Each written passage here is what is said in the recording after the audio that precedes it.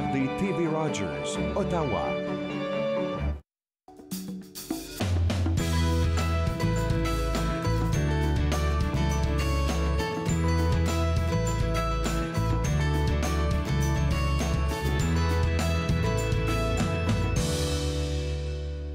Bonjour et bienvenue entre nous sur les ondes de TV Rogers. Je suis Catherine Marion. Il me fait plaisir de passer la prochaine heure avec vous. Vous savez, vous l'avez peut-être vu, le nouveau Châtelaine du mois de novembre-décembre est déjà en vente dans tous vos magasins préférés où on vend les magazines. Alors, à l'intérieur, comme toujours, il y a plein de choses, mais évidemment, c'est novembre-décembre, ça veut dire qu'on parle des choses de Noël.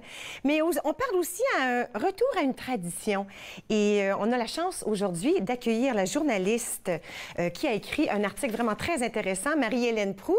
Allô, Marie-Hélène, tu es là avec moi? Oui, bonjour. Allô, écoute, j'ai lu ça hier soir et puis ça m'a un peu frappée. C'est vrai qu'on n'en voit pas souvent de ça. Dites aux gens de quoi je parle. Ben, en fait, de la danse traditionnelle québécoise, donc les 7 carrés, cotillon, etc., le quadrille. Depuis quelques années, on note un regain d'intérêt pour les soirées de danse traditionnelle québécoise. Hein. Puis, il y a de plus en plus d'événements du genre, de festivals, de veillées de toutes sortes. Puis, ce qui est intéressant aussi, c'est que ça attire beaucoup de jeunes. Hein. Puis, je l'ai constaté moi-même en me rendant à certains événements de danse. Et c'est comme si pendant un moment, disons dans la foulée de la Révolution tranquille, tout ce qui était associé à l'ancien temps, à la tradition, ça avait été rejeté à la faveur de ce qui sonnait plus progressiste ou rock'n'roll. Mais les jeunes d'aujourd'hui, ils n'ont pas ces a priori-là. Ils n'ont pas grandi à cette époque. Donc, ils posent sur le trad un regard nouveau. Puis j'aime ce mot-là parce qu'il revient souvent dans votre article. Le mot trad, il se le donne, puis ça veut dire quelque chose pour eux autres, le trad. Ben oui, et puis évidemment, et peut-être comme le suggéraient certains des interviewés aussi, parce que les gens, ils ont grandi dans un contexte de mondialisation. Hein, ils sont constamment branchés sur la planète via le web, ils voyagent beaucoup aussi. Et peut-être que ce contact avec autrui les ont amenés à s'interroger sur leur propre identité. C'est quoi ma culture à moi? Là? Je trouve ça bien beau, les chants et les danses traditionnelles des autres quand je suis à l'étranger. Mais c'est quoi ma couleur à moi? Ceux qui viendraient chez nous, j'aurais quoi leur offrir comme expérience culturelle? Alors, c'est comme ça qu'ils se mettent à découvrir carrément les 7 carrés, les cotillons, la gigue, les quadrilles. Et en même temps, ce qui est intéressant, c'est qu'ils le font en y ajoutant leur propre touche.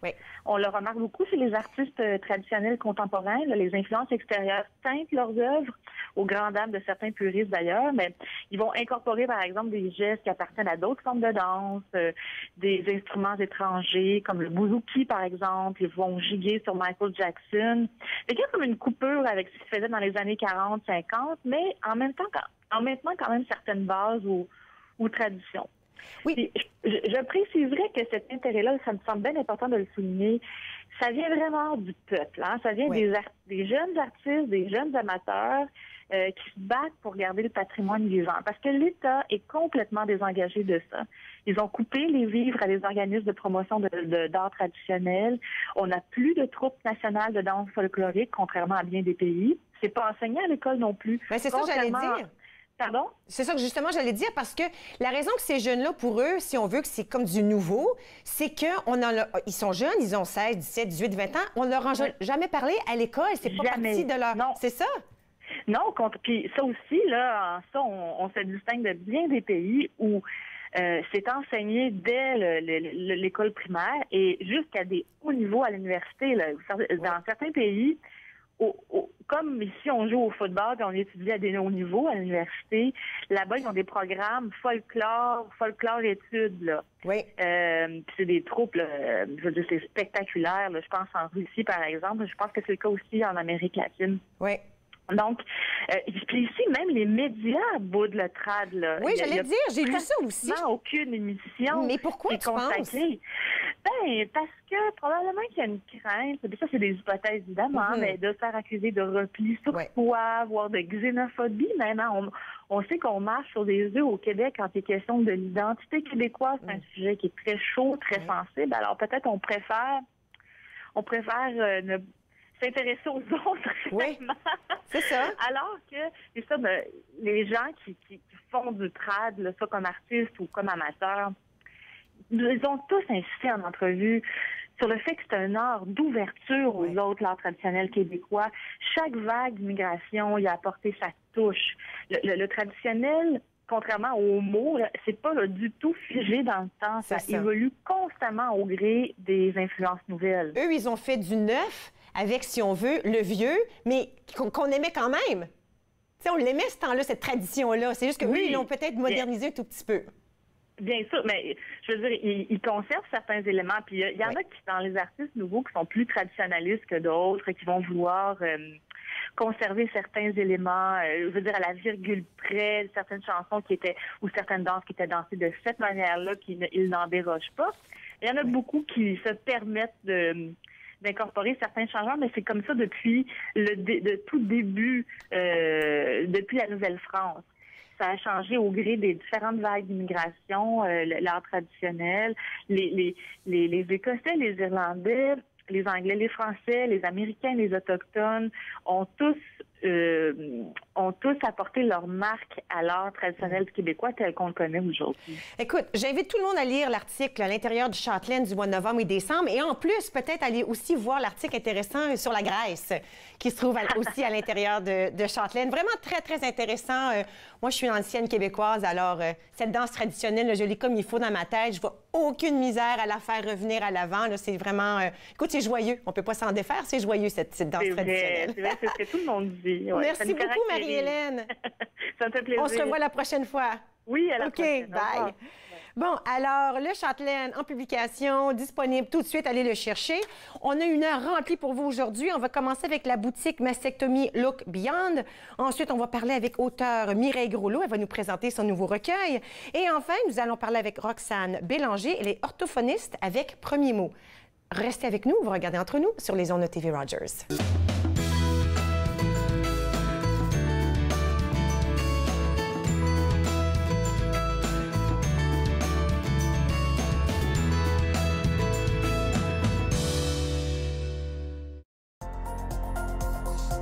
L'émission suivante vous est présentée par la télétransportée Rogers.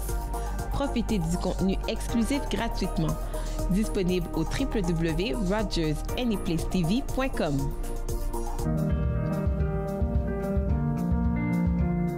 Bonjour, je m'appelle Michael. Mon spécialité, c'est faire la caméra.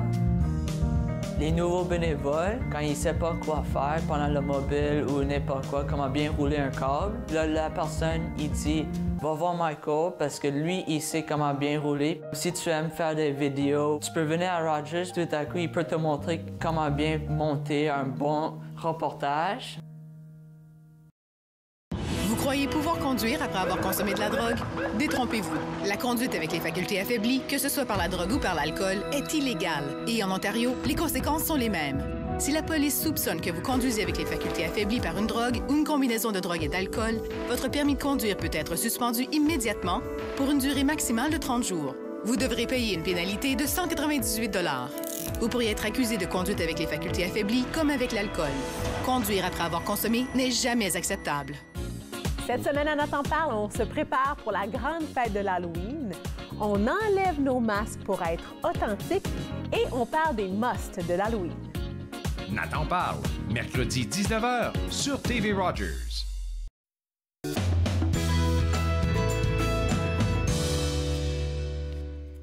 Vous êtes de retour entre nous sur les ondes de TV Rogers. Nous allons parler maintenant à la propriétaire de la boutique Mastectomie Look Beyond, Linda Morin. Bonjour, Linda. Allô, Catherine. Écoute, quand on s'est parlé au téléphone, je dis, je me demande si on peut parler pendant 8 minutes au palais. On pourrait se parler pendant une heure. Commençons un tout petit peu par la boutique comme telle, parce que c'est vraiment, c'est à toi, c'est ton bébé. Là. Il y a une importance rattachée à cette boutique. Oui. Bien, j'ai eu le cancer 10 ans passés, au cancer au sein, puis après ça, ovarien l'année après. Et puis, avec ça, j'ai été en travaillant une grosse dépression, parce que là, j'avais perdu mes seins. Là, j'ai eu un hysterectomie. J'ai tout perdu qu'est-ce qu'une femme a dans son corps.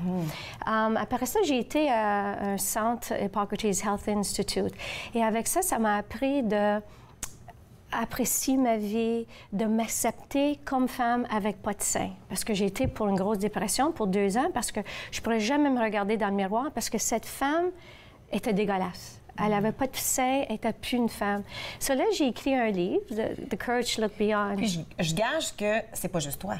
Ce que tu vivais, c'est ça, ce que tu vivais comme femme qui a eu une mastectomie entière, et sûrement ce que d'autres femmes vivent. On va à travers de ça, on se cache, ou avec notre partenaire, on ne laisse pas notre partenaire nous toucher, nous voir. On se cache quand on va se déshabiller, on ne veut pas lui voir. Mais notre partenaire, il veut nous toucher. Ils veulent, mais c'est nous qui se cachent, qu'on ne se sent pas confortable. Et ça, c'est comme moi, je me suis sentie. Et puis, j'ai commencé à parler à beaucoup de femmes. Et puis, une fois que j'ai écrit mon livre... Oui, ça, c'est le livre ici. Tu sais quoi, je vais le sortir comme ça, là, l'image. C'est vraiment très marquant. Bien, ça m'a pris... on ne pourrait pas le faire. Ça nous a pris presque 2 ans pour avoir le couvert parce qu'ils nous disaient que c'était du porn or... Vraiment, it wasn't acceptable. Wow. Et puis, nudity. So, j'ai venu la première femme au monde pour être... Qui a réussi à voir, parce que... Après une mastectomie. Je vois l'image, puis ça me touche beaucoup, parce que je me dis, c'est la vie de plusieurs femmes qui souffrent et ou ont souffert du cancer. C'était pas facile faire ça. C'est honnête, l'image, dans le fond. C'était difficile de faire, puis aussitôt que je l'ai vu, j'ai dit, oh non, qu'est-ce que j'ai fait? Là, le monde, ils vont me voir comment que j'ai là. C'est moi. Wow. Et puis, c'est brave. Merci. Mais c'était difficile. Mais la raison pourquoi j'ai fait le couvert, c'est parce que je voulais que les femmes, ils disent que c'est correct. Je suis fière que je suis ici. J'ai pas honte de mon corps. Pour la jeune génération, parce que le monde, il pense qu'on a besoin de l'air d'une certaine manière. On a besoin d'être maigre, on a besoin des gros seins. Mais c'est pas ça. C'est si on est belle en dedans, on est belle en dedans, d'être fière de notre corps. So, le livre, c'est pas juste le cancer. C'est que tu sais, dans la vie, on va en travers beaucoup de difficultés. Puis moi, j'ai été en travers de le cancer 2 fois, un divorce, j'ai perdu ma maison, il y a toutes sortes d'affaires qui s'est passées. Puis il y avait des fois que je voulais finir ma vie parce que je pourrais plus en prendre. Et puis, mais il y avait toujours une petite voix en moi qui disait « Continue, continue ». Puis c'est ça, puis... Si quelqu'un, 10 ans ou 12 ans passés, ils m'ont dit, tu sais, tu vas ouvrir un jour, tu vas écrire un livre, tu vas sortir, tu vas parler à beaucoup de madames, tu vas ouvrir un magasin. Tu l'aurais pas cru? Jamais, jamais. Mais ça a changé ma vie complètement. So, le monde, il dit, t'es pas fâchée d'avoir le cancer? J'ai dit non, parce que le cancer, il a changé ma vie complètement. Le cancer, il m'a donné la chance de m'aimer, la personne que je suis, de faire quelque chose que j'aime et pour pouvoir d'aider des autres personnes qui vont à travers le cancer. Je le sais exactement. Tu sais qu'est-ce qu'ils vivent. Oui. Alors, ta boutique à toi, là, c'est pour ça quand que les gens viennent te voir, quand tu leur parles, c'est pas parce que tu as lu dans un livre ce qu'ils ont besoin, c'est parce que tu l'as vécu. Je l'ai vécu. Je porte les protèges. Je sais exactement comment tu te sens quand ils disent « vous avez le cancer ». Qu'est-ce que ça va à travers ta tête aussitôt que c'est tes enfants? Bon. Ta famille. Alors, ton autre enfant, c'est ta boutique. C'est ma boutique, alors, qu'est-ce qu'on retrouve à l'intérieur? Parce que des fois, on dit boutique, ça doit être des perruques puis des brassières spéciales. Mais c'est beaucoup plus que ça. C'est beaucoup plus. On a les prothèses, on a les perruques, on a les costumes, les maillots, les brassières, on a les manches compression garments. Oui. Mais on fait beaucoup de classes. On fait des classes. So, une fois par mois, on fait un healing circle. Mais regarde, est-ce qu'on peut en parler tout à l'heure? Parce qu'on va avoir quelqu'un de spécial qui va se joindre à nous. On va parler des classes avec elle. Ce que j'aimerais démontrer, peut-être, c'est un peu des choses que tu as portées avec toi. Ici, c'est une des premières choses que tu vas porter. So, quand tu vas aller, quand tu vas pour ton mastectomie. La mastectomie, OK. Quand tu sors l'hôpital, ils ont les camisoles qui sont longues. Moi, je me rappelle, j'ai pas aimé ça. C'est que c'est trop de matériel. OK. Ça, celui-ci, c'est une brassière. OK. Puis elle s'attache en avant. Parce qu'une fois que tu as ton mastectomie, tu as la misère à bouger, tu es tout enflé, ils ont enlevé les lymph nodes. Et puis ici, c'est les poches. Puis les poches, ils s'enlèvent, c'est du velcro. OK. Puis c'est les poches, on a besoin des poches pour? Pour tes tubes. Tu vois? Drainage tubes. Got it. Je m'y connais pas, hein? So, avec ça, des fois, tu as deux poches qui vont aller sur un côté. Ou si tu as un double, comme moi, tu as 3 poches. Wow. Mais tu peux les bouger. Tu peux les mettre. Tu peux les placer où ça te va. Puis moi, à mon temps, il disait passé, moi, je ne le savais pas. Sur moi, qu'est-ce que j'avais? J'avais mes tubes, mes 3 tubes qui pendaient. So, je mettais ma ceinture de mes jeans pour les attacher pour qu'ils ne bougent pas. Puis là, puis j'ai ça. Mais la farce, tu peux la porter après. Tu enlèves tes poches une fois que tout est parti. Oui. T'enlèves ça, puis tu peux la porter après la brassière, puis tu peux mettre ta prothèse à l'intérieur. Si tu décides que tu vas avoir la reconstruction ou la reconstruction ou... je m'excuse. C'est correct, ça va venir tantôt. Oui. Reduction. OK, une réduction. Alors, la réduction, c'est ça. Une reconstruction, compris? Ça, tu mets ça. Okay. En place de mettre comme un sports bra bien serré, ça, c'est une brassière de compression. Okay. So, elle va tout tenir. Ça, là, ici, tu peux l'arranger pour quand tu commences à engranger. Tu peux l'agrandir. Oui. Alors, elle peut être plus serrée, moins serrée, encore moins serrée. OK, parce qu'il y a 3... C'est ça. Puis ça, c'est quelque chose comme ça, tu vas l'avoir pour à peu près 3-4 mois. Tu vas la porter pour à peu près 3-4 mois. Puis là, dans les 2 minutes qui nous restent à peu près, là, il y a les prothèses aussi, hein? Ici, c'est quelque chose de nouveau. Ça vient juste de sortir. Ça fait 1 mois passé. OK. C'est pour une femme que ça va en travers une reconstruction. Au début, elle va mettre une prothèse, OK? Parce que à l'intérieur d'une brassière. D'une brassière, OK? Après, une fois qu'elle commence à grandir, tu vas enlever une partie. Puis là, ça va continuer de même. Après ça, tu vas enlever l'autre. Wow! Ça vient juste de sortir, ça fait 4 semaines. Wow! Ça, c'est très, très, très nouveau pour les madames qui ont la reconstruction. OK. Tu penses? C'est génial. Tu vas être égal sur l'autre côté. Sur l'autre côté aussi. Et puis aussi, on a ça pour les femmes qui ont une lumpectomie, qui ont une petite partie qui... petite partie du sein qui manque? C'est ça. C'est la même chose. Ça se détache. Là, tu peux la mettre en haut, tu peux la mettre... Dépendamment de la partie. Oui, juste comme la photo ici. OK. Tu mets dépendamment d'où l'endroit où tu as eu l'opération. Exactement. On peut la placer. Incroyable. Ou les madames qui veulent avoir un petit enhance. Oui, un petit lift. Un petit lift, mais tu mets ça. Tu peux mettre ça dans n'importe quelle brassière, puis ça reste sur ton corps. Fait que quand tu le mets en dessous comme ça, là, c'est ça. Ça donne un petit lift. Incroyable. Est-ce que tu restes avec moi? On n'a pas fini. Oui, pour sûr. OK, reste avec moi. On va prendre une toute petite pause. Et puis, à notre retour, on va continuer avec Linda, mais on va aussi introduire Mireille. Reste avec moi. Vous regardez Entre nous sur les ondes de TV Rogers.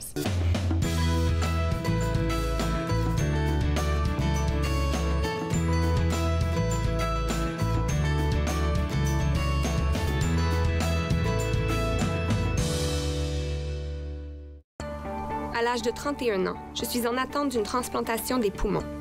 On me dit tout le temps, « Tu n'as pas l'air malade. » C'est une chose d'avoir à gérer mes symptômes physiques, mais parce que je ne parais pas malade, je dois aussi faire face à ça. L'hypertension pulmonaire est une maladie des poumons rare qui peut être mortelle. L'HTP est incurable, mais des traitements sont disponibles. Parlez à votre médecin de l'HTP si vous ressentez ces symptômes inexpliqués. Ça pourrait vous sauver la vie. Cette semaine, à l'émission, je vous amène en Asie. On va faire du porc qui vient des Philippines, du bœuf qui vient de la Corée. On fait 2 accompagnements qui vont aller avec ça. Ça va être fantastique. Passion cuisine, 2 épisodes mardi midi sur TV Rogers. Quand je me suis enrôlé en 64, moi, j'ai levé la main droite puis j'ai dit, moi, défendre mon pays. Puis je m'en fais tout ce que vous me demandez. Aujourd'hui, on a des jeunes qui partent en Afghanistan, c'est encore pire. Puis les vétérans, ils n'ont rien demandé. Ils n'ont rien demandé en retour. Et puis on parle de supporter les vétérans. La Légion, c'est nos champions, ça. C'est eux autres qui nous supportent. Exposés, discours, conférences, c'est à Podium que vous les retrouverez. Il y a eu différents événements déclencheurs. On se comprend qu'être artiste, c'est pas une job normale. Podium, mardi 21h sur TV Rogers.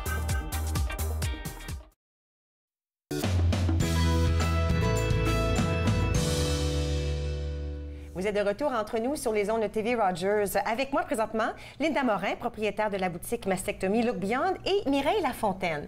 Alors, vous vous êtes rencontrés à cause des circonstances, n'est-ce pas, Mireille? Oui, c'est bien ça. Moi, j'ai eu le cancer du sein en décembre 2013. Puis ensuite, en 2016, on m'a annoncé que j'étais maintenant stage 4, donc en phase terminale. Je suis allée à la boutique, j'ai rencontré Linda tout de suite en rentrant dans l'espace. J'ai senti vraiment son énergie que j'ai beaucoup aimée. Puis on est devenus amis. Puis j'ai accepté de l'aider avec son site web, ses médias sociaux. On serait perdu sans Mireille. Est-ce que je peux vous demander au sujet de votre cheminement? Parce que, tu sais, en 2013, alors 2013, à ce moment-là, on commence tous tout ce qu'on fait pour les gens qui ont le cancer, n'est-ce pas? Alors, tu as passé à travers toutes les démarches? C'est ça, la mastectomie, chimiothérapie, radiation, 2 autres chirurgies par la suite. Ensuite, j'ai retourné travailler. Je croyais que c'était fini. Oui, alors, à un moment donné, là-dedans, on vous a dit que c'était peut-être... On ne dit jamais fini, on dit rémission. Ou, bon. Puis on vous a dit là, que ça s'en allait vers ça, n'est-ce pas? C'est ça. Donc, puis 1 an après, j'ai eu du mal dans les os, dans mon sternum. C'est là où est-ce qu'on m'a annoncé que le cancer avait maintenant... s'était propagé dans les os et dans le foie. Donc, c'est certain. Alors, quand on dit stage 4, ça veut dire le dernier stage du cancer, n'est-ce pas? C'est ça. Terminal. Oui, c'est une phase terminale. Il n'y a pas de cure. Oui. Il n'existe pas... Il n'y a pas de traitement, là, si on veut? Il y a des traitements, mais ça fait que les traitements, ils n'arrêteront jamais. On va toujours être en traitement. OK. Parce que, faut être honnête, souvent, on entend parler des recherches qu'on veut faire pour prévenir. Ouais, on parle souvent de prévention. On parle souvent des gens qui viennent d'avoir le cancer. Alors, tout ce qu'on doit faire, la chimio, la radio, on est un tout petit peu de ça, mais on ne sait pas beaucoup. Quand on est rendu à stage 4, on n'en parle pas beaucoup. Est-ce que j'ai raison? On va essayer de changer ça, nous autres. Oui, hein? Pourquoi c'est important, vous pensez? Je sais qu'ensemble, toutes les deux, vous voulez qu'on en parle davantage. Pourquoi c'est important? Parce que je dirais, statistiquement, il y a entre 25 et 30 des femmes qui sont diagnostiquées avec un cancer initial vont développer des métastases ailleurs. Donc, il n'y a pas beaucoup de... Les gens ne connaissent pas, donc c'est important d'éduquer les gens. Moi, je suis ici aujourd'hui avec Linda, puis on espère d'inspirer les gens que c'est possible de trouver un équilibre, de vivre avec la peur, l'anxiété, les traitements qui n'arrêtent pas, les effets secondaires. Comme une araignée qui va se tisser une toile, c'est important de se tisser une équipe. Donc, que ce soit au niveau professionnel, amis, famille, trouver des gens comme Linda dans sa boutique qui offrent des classes gratuites. Puis c'est ça. C'est de ça qu'on voulait parler. On a touché un tout petit peu. C'est comme ça un peu que vous êtes rencontrés à travers ton cancer. Puis il y a aussi ce lien de communauté qui s'est créé entre vous deux et d'autres. Et c'est là qu'entrent les ateliers, n'est-ce pas? Qu'est-ce qu'on fait dans ces classes? Là, on est des groupes de femmes, puis on se parle de qu'est-ce qui va en travers. Parce que des fois, ils pensent qu'ils sont seuls.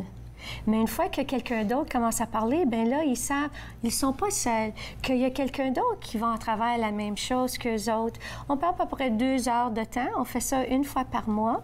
Mais aussi, comme hier, on a fait une classe Brain Fog. OK. So, chaque mois, on a quelqu'un de différent. Des fois, c'est des médecins qui rentrent, puis ils parlent de tout ça de sujets différents. Lymphédéma, nutrition, comment aimer ton corps encore. Mais là, c'est qu'on veut rentrer, on veut commencer avec les femmes, avec le stage 4, pour montrer qu'il y a une place pour aller. Mais aussi, on n'en parle pas. Et puis aussi, ça coûte d'argent. Comme Mireille, elle, ses traitements, ils coûtent très, très cher. Ils coûtent quoi? Au-dessus de 8 000 $ par mois. Mais le monde qui n'a pas l'assurance, qu'est-ce qu'ils font? Wow! Il faut qu'on cherche quelque chose, des manières. Ça doit être quelque chose parce que je fais un parallèle, mais très, très loin. Quand j'avais des amis qui n'avaient pas d'enfants, j'avais pas l'impression que je pouvais leur parler de mes enfants. Oh, j'ai pas dormi hier parce que mes 4 petits m'ont gardé. Mais tu sais, je me disais, je peux pas vraiment parler parce qu'ils vont rouler des yeux. Ça doit être un peu semblable, mais à l'inverse de la médaille, là, soyons honnêtes. Quand on vit quelque chose comme tu vis, puis tu peux pas vraiment nécessairement parler avec tes chums parce qu'ils pourront pas te dire je comprends. Pas parce qu'ils sont pas fines, pas parce qu'ils sont pas fines, mais alors pour toi de pouvoir te recueillir, rencontrer des gens qui ont vécu ce que tu vis, est-ce que tu trouves que ça t'apporte beaucoup d'aide, beaucoup de paix, peut-être, de pouvoir dire, vocaliser, puis de savoir que quelqu'un va te comprendre? Oui, définitivement. Parce que souvent, quand on parle avec des gens, on a un peu peur de dire la réalité parce qu'on voit la réaction des gens. Quand tu dis stage 4? C'est ça, je suis en stage 4, en phase terminale. Donc, les gens, tu vois vraiment qu'il y a un inconfort. Donc, oui, parce que pour eux, ils pensent la fin. Ils ne savent pas quoi dire. Puis là, on ne sait pas quoi dire. Oui, je peux juste imaginer. Oui, puis il y a certaines choses qu'il faut s'entourer des gens qui vivent la même chose pour pouvoir en parler. Donc, tout de suite, quand tu vas aux classes que Linda donne, tout de suite, il y a une amitié qui se forme dans ces femmes-là que tu connais pas. Puis tout le monde peut se parler. Qu'une cliente rentre, une cliente, elle va rentrer, puis si quelqu'un d'autre rentre, bien là, tout le monde, ça se parle pour 2 heures de temps. Ça, c'est l'atmosphère que tu as. Aussitôt que tu rentres dans le magasin. C'est la différence aussi de ce que Linda offre, c'est que On a été en travers. Vous avez passé au travers. Alors, quand tu rentres dans la boutique, je suis certaine que les femmes au début, puis ce que je veux que les gens comprennent aujourd'hui, ne soyez pas timides. Ne soyez pas timides. Parce que ça doit être un petit peu énervant la première... Tu viens de te faire diagnostiquer ou tu viens juste d'avoir l'opération. On est tellement timide, tu as besoin d'aide. C'est ça.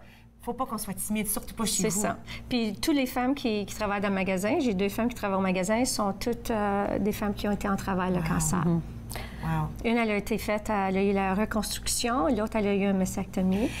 Qu'est-ce que tu voudrais, il nous reste 1 minute à peu près, là, que les gens... Qu'est-ce que tu voudrais le dire aux gens là, au sujet de toi et des femmes qui ont le stage 4?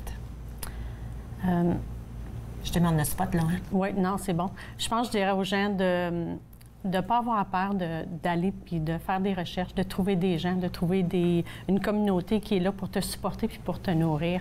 Parce que c'est possible de vivre avec le cancer. C'est certain que ça change notre perspective, mais on a quand même des bonnes journées. Il y a des journées qui sont moins bonnes, mais il faut vraiment apprécier tout le temps qu'on a.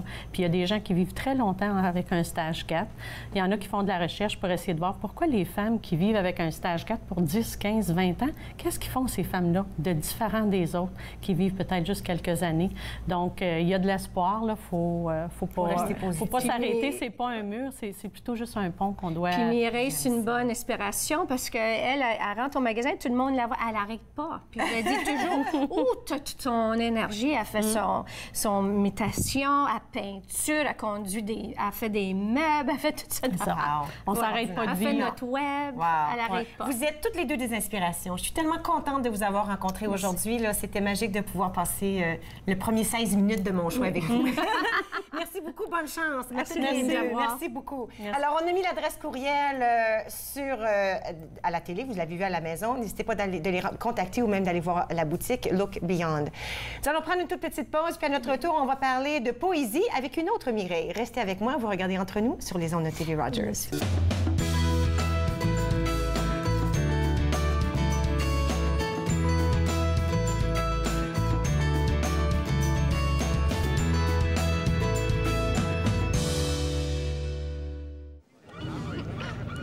Mesdames, messieurs, j'essaierai de vous décrire du mieux que je peux l'esprit qui règne sur cette goélette. Le voilier américain suit de près le Blue Nose. Allez, tirez!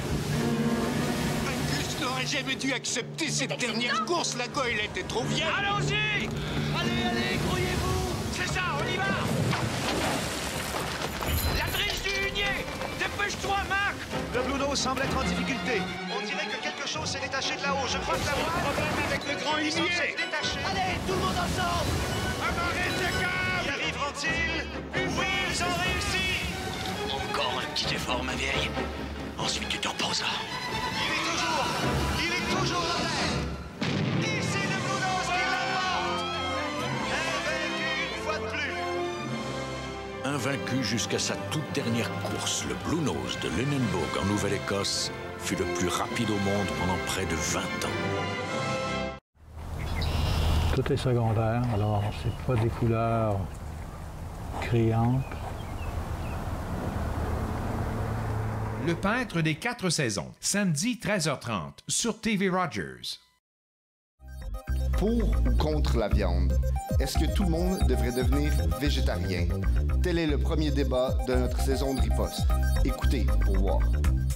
Riposte, jeudi 19h sur TV Rogers.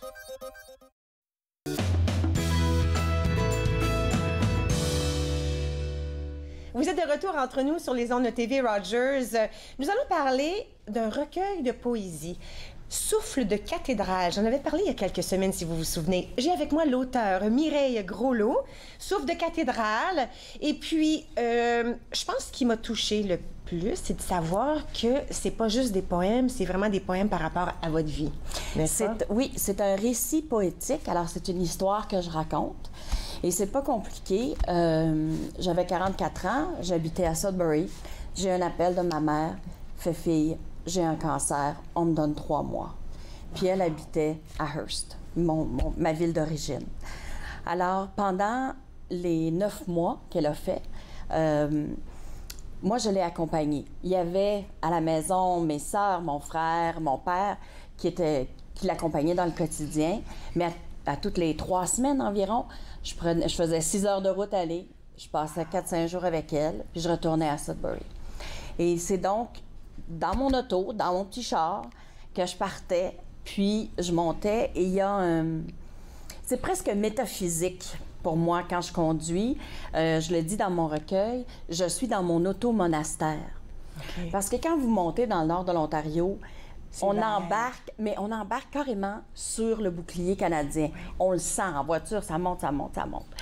Et le ciel courbe au fur et à mesure qu'on monte. Et ça fait une espèce de voûte.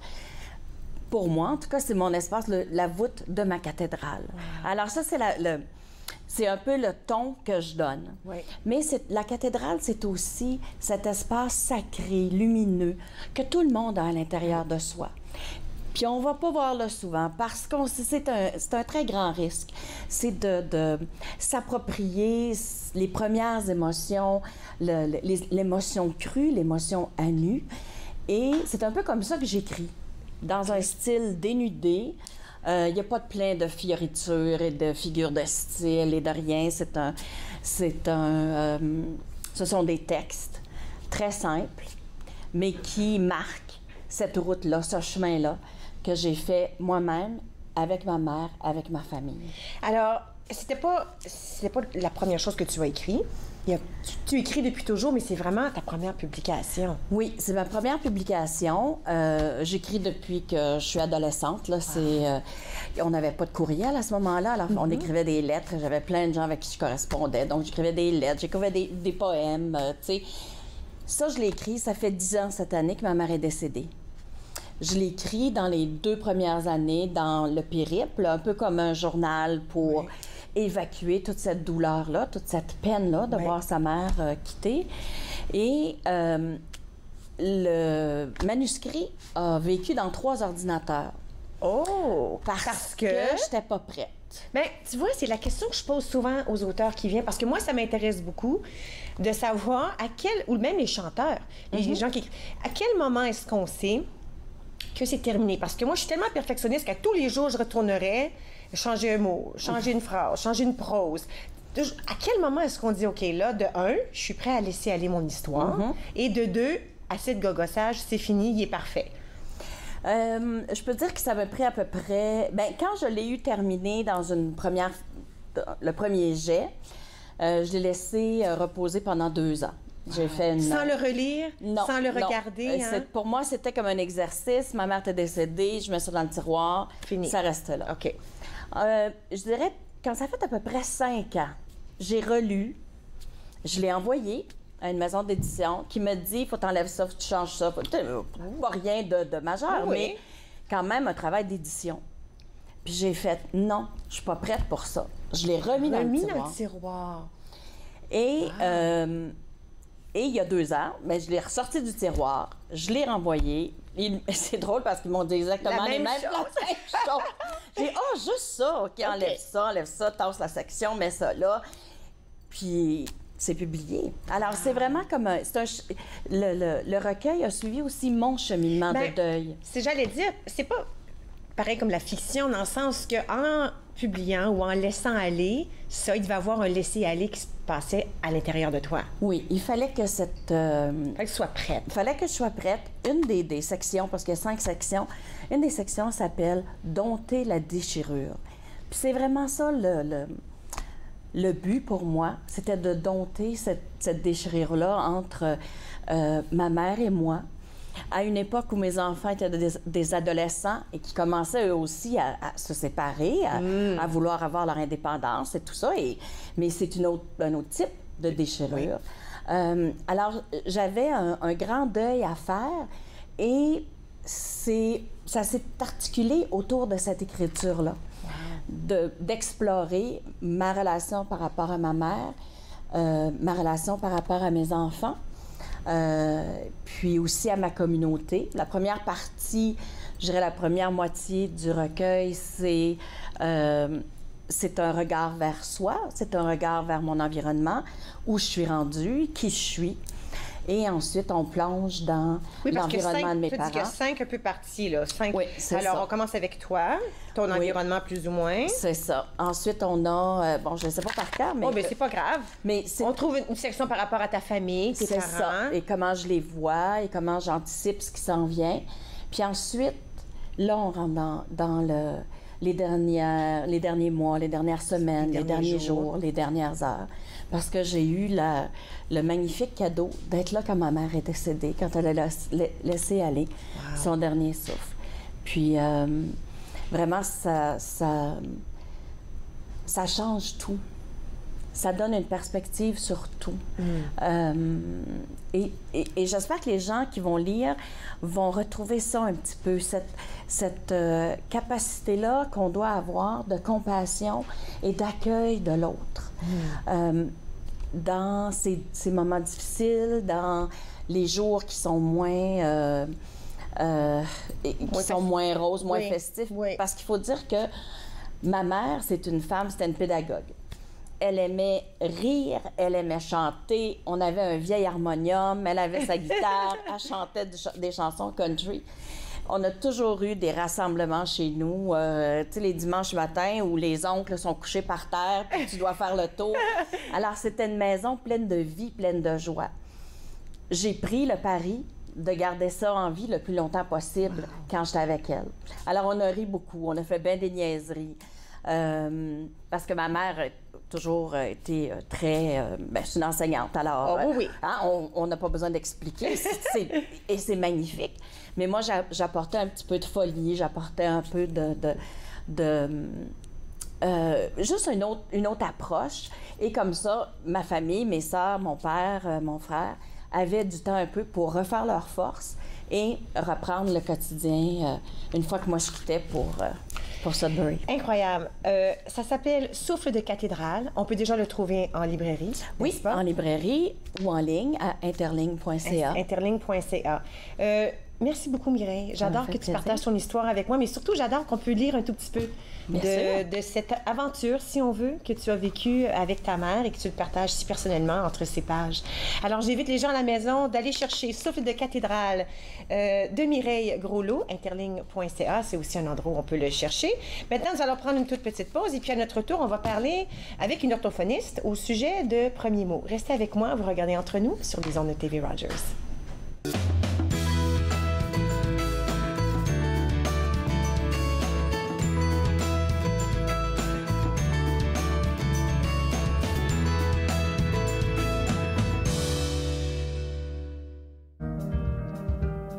C'est Diana Ombé et je suis bénévole stagiaire à TV Rogers. Je suis en majeure partie occupée de la Régie Plateau pour l'émission Entre nous et d'acquérir des connaissances sur le terrain. Ici, tout le monde est super sympa, on veut vous aider, on veut vous apporter votre soutien dans les différentes activités à mener. J'ai aussi apprécié le fait que c'est très convivial et qui donne la possibilité aux jeunes de pouvoir exprimer leurs talents et leurs passions. Je pense que Rogers est vraiment le meilleur endroit. Dans la prochaine émission, je m'entretiens avec Mila Taillefer, une YouTubeuse qui partage avec ses abonnés ses hauts et ses bas, ses découvertes ainsi que ses astuces sur les médias sociaux. Suivez-moi, jeudi 20h, sur TV Rogers. Au cours d'un examen de routine, le pédiatre de notre fille a détecté un souffle au cœur. Nous avons pensé qu'un ECG confirmerait que nous n'avions rien à craindre, mais nous avons été choqués par un diagnostic d'hypertension pulmonaire. Les samedis matins, c'est fait pour jouer, pas pour les médicaments. L'hypertension pulmonaire est une maladie des poumons rares qui peut être mortelle. L'HTP est incurable, mais des traitements sont disponibles. Parlez à votre médecin de l'HTP si vous ressentez ces symptômes inexpliqués. Ça pourrait vous sauver la vie.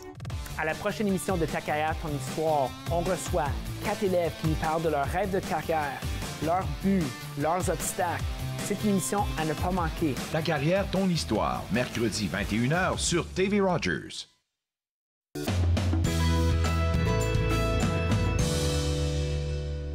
Vous êtes de retour entre nous sur les ondes de TV Rogers. Nous allons parler avec Roxane Bélanger. Elle est orthophoniste avec Premier Bourg. Bonjour. Et puis, peut-être qu'on peut décrire aux gens ce que c'est. Qu'est-ce que c'est orthophoniste, l'orthophonie? Oui, l'orthophoniste, c'est la personne, ou l'orthophoniste est la personne qui offre des services de parole et de langage à des personnes, que ce soit des enfants, des adultes, des adolescents, qui ont des problèmes de parole ou de langage. D'accord. Alors, chez les tout-petits, on va traiter les difficultés d'articulation, on va aider les enfants qui n'ont pas commencé à utiliser des mots ou qui ont de la difficulté à combiner des mots. Il y a des orthophonistes qui travaillent avec des personnes qui présentent un bégaiement et des adultes qui peuvent avoir peut-être des problèmes de communication suite à un accident cérébrovasculaire ou un traumatisme crânien. Alors, c'est un petit peu la gamme des services qu'on peut retrouver en orthophonie. OK. Alors, moi, je suis parent, je suis maman, j'ai 4 enfants. À quel moment est-ce que, normalement, on peut voir s'il y a un problème avec le langage ou les paroles? Je pense que ce qui est important, comme parent, tu le dis, c'est de se faire confiance. Alors, si on a un doute, on peut commencer à regarder un petit peu les ressources qui sont disponibles dans notre communauté, en parler avec d'autres familles, avec d'autres parents ou avec notre médecin.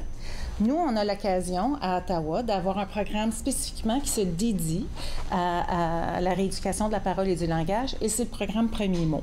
Okay. On est un des 32 programmes à travers la province. On est un programme provincial qui offre des services d'orthophonie. Alors, dans la région d'Ottawa, c'est Premier mot, Prescott Russell, parce que vous avez des gens qui regardent Prescott Russell. Il y a le programme Mots en fleurs. À Renfrew, ça peut être Language Express. Mais on a tous le même mandat, et c'est d'offrir de la prévention, l'éducation et des services cliniques. Alors, des services d'aide spécifiques, de thérapie, d'évaluation pour des enfants qui présentent des retards de langage. OK.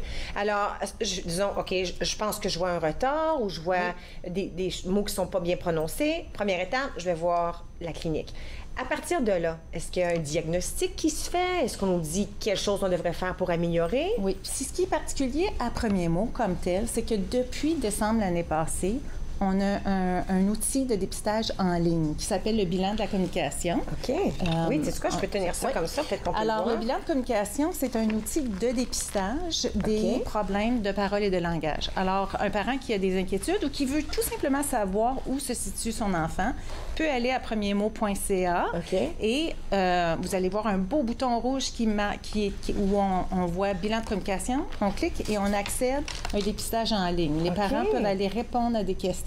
Vérifier en ligne le développement de la parole et du langage, obtenir les résultats immédiatement, inscrivez-vous, recevez des courriels si jamais, et puis tout ça gratuit. C'est ça, c'est ça. Et nous, on a la chance. Premier mot a un grand partenariat. On est une agence parapluie, alors on offre des services d'orthophonie et d'éducation aux familles de parents d'enfants préscolaires, c'est 0-5 ans, pour toute la région d'Ottawa. Mais on a des partenaires. Alors, il y a le CHIO, le Centre hospitalier de l'Est de l'Ontario, il y a le Centre de traitement pour enfants, et il y a Pinecrest Queensway, qui est notre agence maîtresse, qui sont les 3 grands organismes qui vont donner les services cliniques. Dépistage, évaluation, traitement.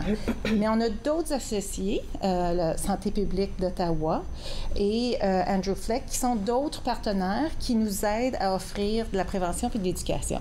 Alors, quand les parents vont en ligne, ils vont répondre des questions et ils vont tout de suite savoir si leur enfant est sur la courbe, la trajectoire appropriée ou avec un retard. Parce que je pense que des fois, on panique. Je me souviens, avec mes derniers, c'était des garçons jumeaux. Je me faisais dire par ben du monde, ils parlent pas encore, ils disent pas assez de mots. Mais moi, je peux très bien les comprendre. Puis j'avais des garçons qui avaient, comme d'autres jumeaux, un langage à eux que personne ne pouvait comprendre, mais eux, ils se comprenaient très facilement. Mais là, les autres te disent, mais mon intuition disait, je pense pas qu'ils ont de la misère encore. Mais c'est quelqu'un comme vous qui pourrait aider le parent à savoir, tu sais quoi, c'est correct, c'est pas grave. Hein? Oui, en allant vérifier, on obtient des résultats. Et là, si chaque enfant est différent. Oui, chaque enfant, absolument. Alors ça, c'est un bon point. Les enfants vont suivre leur propre développement. Mais les normes sont là pour nous aider à guider nos inquiétudes ou guider nos décisions par rapport à ça. Alors, même s'il y a un enfant qui se développe différemment d'un autre frère ou sœur, si on regarde les étapes de développement, on peut aller quand même vérifier qu'il est quand même dans la norme. Les étapes de développement sont là pour nous donner une moyenne.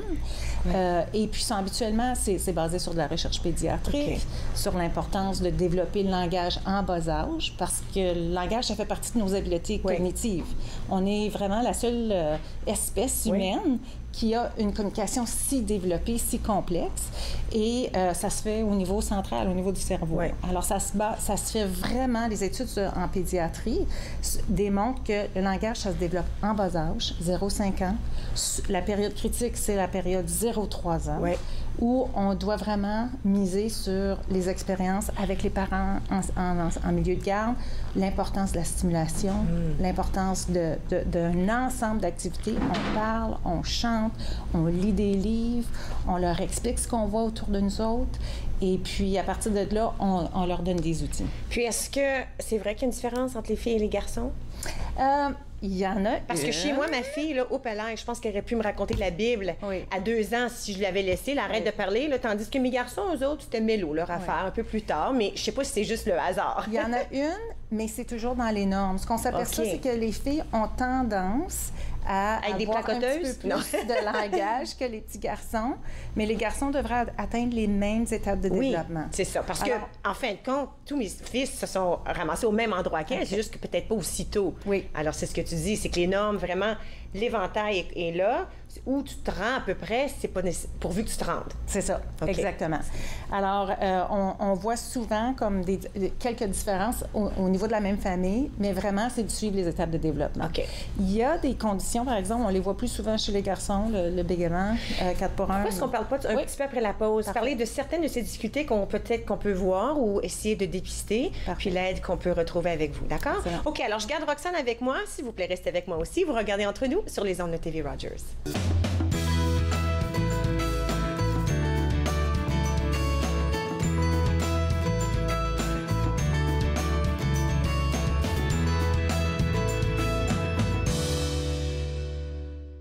À la prochaine émission de Yoga en progrès, nous allons pratiquer une séquence de respiration qui va nous encourager à se détendre comme il faut sur notre tapis.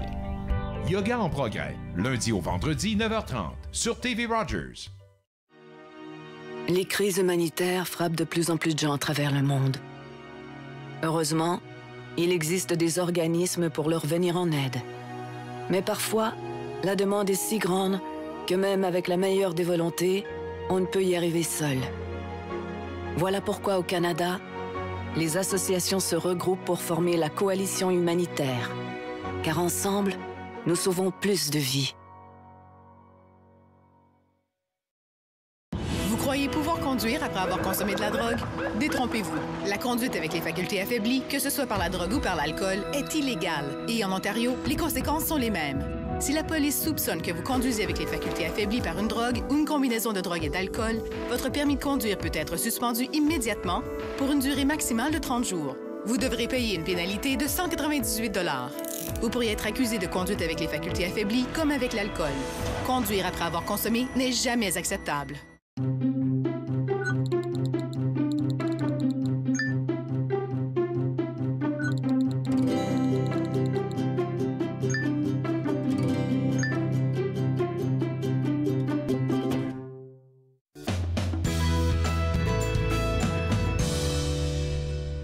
Vous êtes de retour entre nous sur les ondes de TV Rogers, toujours avec moi, Roxane Bélanger, orthophoniste avec Premier Mot.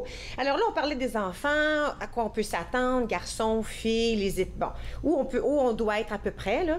Mais quelles seraient par contre les étapes? Parce qu'on a dit tout tantôt, là, il y a des étapes de développement. Alors, chez les tout-petits, vers 1 an, on veut avoir là, un enfant qui soit capable d'utiliser ses premiers mots. À 1 an, vraiment, on veut voir 3-5 mots dans le vocabulaire. Non, c'est toujours non, le premier mot. C'est ça. Maman, papa, ça fait partie de ces premiers mots-là. Et puis, ça n'a pas besoin d'être bien articulé, bien prononcé, mais est-ce qu'il y a une intention? Est-ce que l'enfant est capable de communiquer avec des gestes, avec ces quelques mots? Est-ce qu'il est capable de comprendre au-delà de ce qu'il est capable d'exprimer? OK. Et les premiers mots sont très importants parce qu'un enfant qui, à 12 mois, n'utilise pas ces 3-5 mots, on voit dans les recherches qu'à 18 mois, à 24 mois et même à 3 ans, ils ne réussissent pas nécessairement à rattraper le délai. OK. Alors ça, c'est pour les premiers 3-4 mots. OK, c'est beau. À 18 mois, ce qu'on va voir, c'est vraiment une vingtaine de mots et un développement au niveau de la compréhension. Puis rapidement, en 18 et 24 mois, on va voir que les enfants commencent à combiner les gestes et les mots, vont commencer même à essayer de combiner des mots, papa parti. Et à 24 mois, on veut absolument que l'enfant démontre sa capacité à utiliser 100 à 150 mots et combiner des phrases de 2 à 3 mots. Papa parti, encore du lait, des petites phrases comme ça.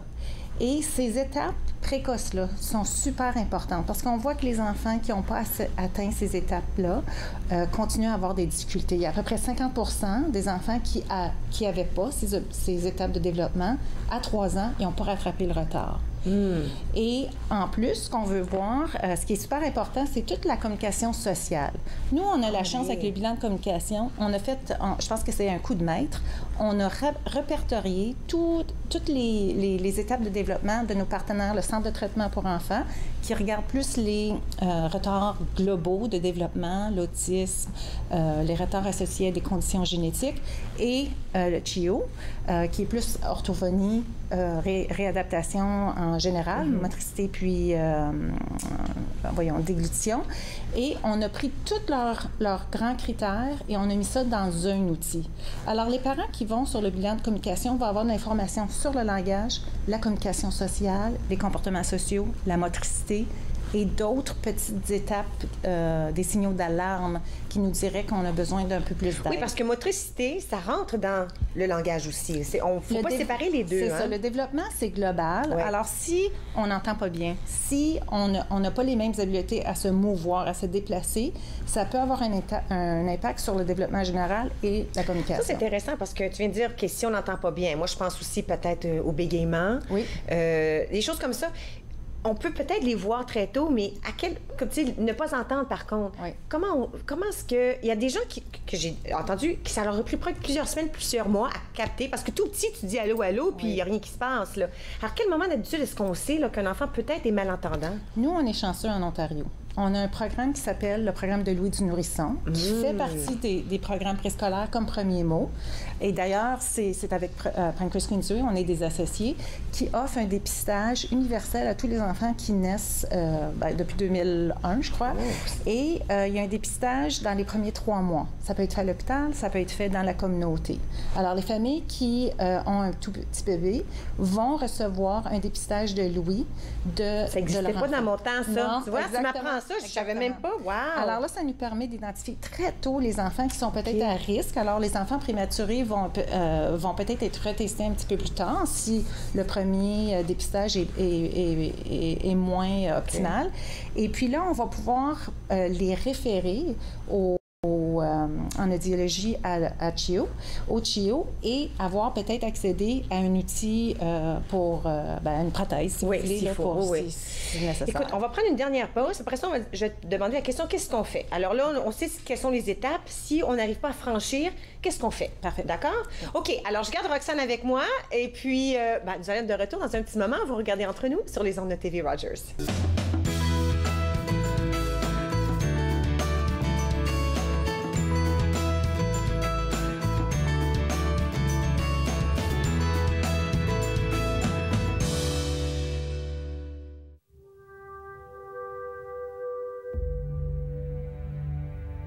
Émilie Carr, peintre, s'approche du souffle puissant qui va embraser sa vie. Comme ils protègent jalousement leurs secrets, humbles, implorant devant les grands arbres, guettant la permission de l'esprit pour venir à ma rencontre. Rien ne dort plus, tout se met à vivre. Enfin, j'ai su qu'il me fallait voir à travers l'œil même du totem, l'œil mythique de la forêt. Avant sa mort en 1945, Émilie Carr n'a pratiquement pas vécu de ses œuvres, bien qu'elle fût un peintre canadien de tout premier plan. Ceci est mon pays. Tout ce que je veux exprimer est ici. Amen. Tu aimes bricoler, t'amuser et bouger? Je t'invite à la ferme de Jojo. On va s'amuser.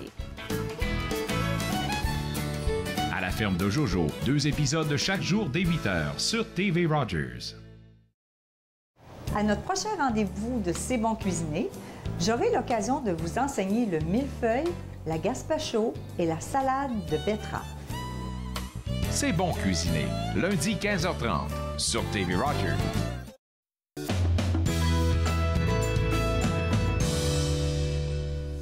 Vous êtes de retour entre nous sur les ondes de TV Rogers. Roxane Bélanger, toujours avec moi, orthophoniste avec Premier Mot. Alors là, on sait à peu près quelles sont les étapes de langage. Et puis là, disons, il y a quelque chose, puis on n'est pas certain. Là, il y a peut-être un problème. Alors, qu'est-ce qu'on fait? Alors, comme parents, on se fait confiance. On va voir sur le site web de Premier Mot, premiermot.ca, oui. Et on va remplir le bilan de communication. On a des résultats. Si on n'est pas tout à fait certain encore, on peut aussi appeler Santé publique d'Ottawa. Ce sont des grands partenaires avec nous. Et eux, ils ont une équipe d'infirmières qui travaillent avec nous. On leur donne la formation, ils nous donnent du feedback et ils répondent aux questions des parents. Je suis inquiète, j'appelle Santé publique et je peux leur poser des questions. Ils vont passer à travers les étapes de développement avec nous et ils vont nous aider à nous orienter pour les prochaines étapes. D'accord. Que ce soit avec le bilan de communication, avec les infirmières de santé publique ou un aiguillage plus direct, les parents peuvent obtenir de l'information sur notre site web. Et là, si on sait qu'il y a des difficultés, dans le bilan de communication, ils vont savoir exactement où consulter, quoi faire. Ah, OK. Alors, par exemple, si mon enfant a un problème seulement de parole et de langage, je vais être orientée à Pinecrest Queensway à Premier Mot avec CHIO. D'accord. Et ça va nous donner les prochaines étapes. Remplissez le formulaire d'accueil, renvoyez-nous-le à CHIO. Et là, ils sont mis sur la liste d'attente. Ils vont être appelés pour une évaluation. Puis par la suite, avec l'orthophoniste, ils vont décider si l'enfant a besoin de thérapie. OK. Si l'enfant a des problèmes de parole et de langage, mais aussi présente de plus grandes atteintes au niveau de d'autres habiletés. Comme le social, peut-être? Oui, des difficultés là, à interagir socialement, des difficultés au niveau moteur qui empêchent leur développement global. Ils seront peut-être orientés au centre de traitement pour enfants, qui est notre autre partenaire. Et les étapes vont être clairement indiquées quand on remplit le bilan de communication. Ils vont pouvoir recevoir un appel et l'aiguillage va se faire par téléphone. D'accord. Alors, c'est très, très bien inscrit dans les étapes suivant le bilan de communication où Santé publique, les infirmières vont guider les familles.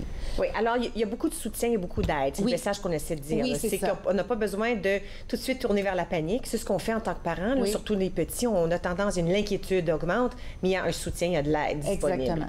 Et ce qui est bien avec notre site de Premier Mot, c'est que les parents peuvent aller vérifier et aller chercher des ressources sur notre site web. Okay. On a beaucoup de ressources écrites sur le bégaiement, sur le développement du langage pour les enfants 0-2 ans. On a aussi des webinaires qui sont nouveaux depuis l'année passée. Okay. Alors, on a 2 webinaires. Comme parents, vous êtes le pont, c'est pour les enfants plus jeunes, et le pouvoir du jeu. Le jeu, les enfants, leur travail, c'est de jouer. C'est comme ça qu'ils apprennent. Et on peut utiliser le jeu pour développer la communication. Alors, allez voir, je dirais aux parents, parlez à votre médecin, appelez Santé publique, venez nous consulter sur notre site web de Premier Mot pour pouvoir apprendre plus d'informations. Oui. Les parents ont déjà des outils. Nous, ce qu'on veut leur donner, c'est des nouveaux outils ou des façons différentes d'utiliser les stratégies puis les choses qui sont capables de faire déjà avec leur enfant. Donc, c'est un petit peu ça, là. Disons que l'enfant est rendu d'âge scolaire, il nous reste 1 minute, puis là, on vient juste de voir, sais-tu quoi? Wow, j'ai pas vu ça, ou on le savait pas. Oui, est-ce qu'il est trop tard? Non, pas du tout. Ils peuvent remplir le bilan de communication puis communiquer avec leur école et ils font la transition avec l'école. Oui, parce que jamais trop tard pour consulter puis obtenir de l'aide. OK. Alors, mais même à travers l'école, on a accès à des orthophonistes et des spécialistes. Alors, comme tu dis, c'est jamais trop tard. C'est ça. Bon, alors, on va inviter tout le monde d'aller voir premiermot.ca. Merci beaucoup. Avant de quitter, je veux te dire merci. On a eu plein d'informations. Alors, premiermot.ca. Le guide est bien indiqué. Vous pouvez répondre aux questions, surtout si vous avez des questions par rapport à votre enfant et comment il ou elle progresse en langage. Maintenant, demain, nous allons voir une toute nouvelle épisode avec toutes sortes de choses. Moi, je ne serai pas ici, mais promis, vous allez avoir une belle émission pareille. On se revoit la semaine prochaine. Merci beaucoup d'être avec nous. Faites-nous part de vos commentaires en composant le 613-521-2323 par courriel sur Facebook et Twitter.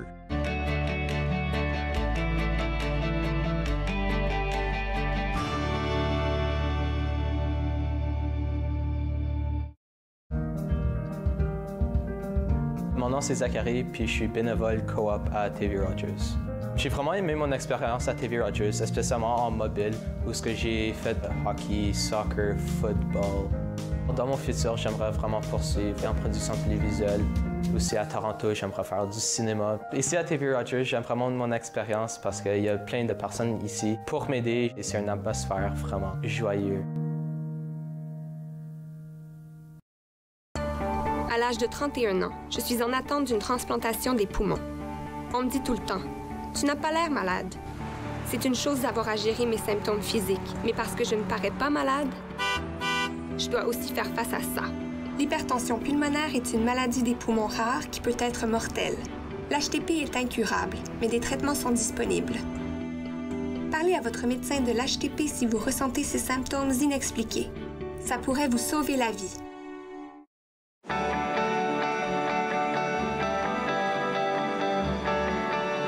Vous regardez TV Rogers, Ottawa.